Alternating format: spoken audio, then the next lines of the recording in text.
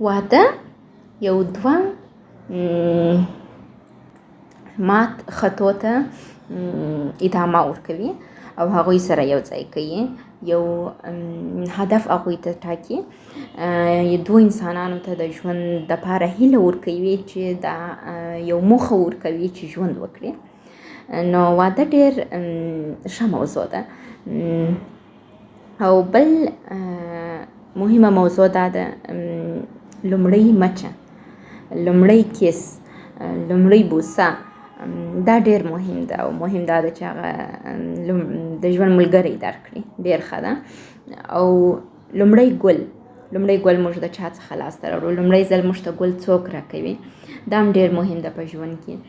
کوشش وکړئ مېرمنې ته ګل په تحفه کې ورکړئ، او یا هم کوشش وکړئ ګلان وکړئ، او کله چې هغه حاصل ورکړي بیا یې مېرمنې ته ورکړئ، ډالۍ یې کړئ، چې دا ډېر ښه رومانټیک موضوع ده او هغه به ستاسو څخه خوشحاله وي. نو ژوند مو کوشش وکړئ چې په خوشحالۍ مخ ته بوځئ.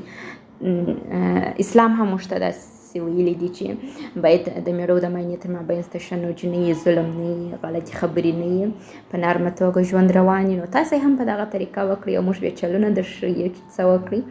مثلا پسرلی را روان ده، اوس تاسو راولاړ سئ په کور کې، که دونې کوچنۍ مځکه لرئ، یو د ګل بوټی پکې کښېنوئ، او یا هم کې نه لرئ بیا یوه دانه ګلدان رانیسئ، د ګل بوټی پکې کښېنوئ او مېرمنې ته ووایاست چې دا زما او ستا د مینې یو نښانه ده چې ګل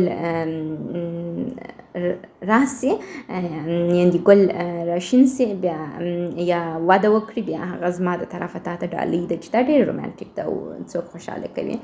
او بل دا کلونه نه دي چې ستاسو ژوند جوړوي، دا لحظې دي چې ستاسو ژوند جوړوي. نو خپل د هر لحظې څخه خوند واخلئ، هره لحظه خوندوره کړئ او کوشش وکړئ چې مینه وکړئ.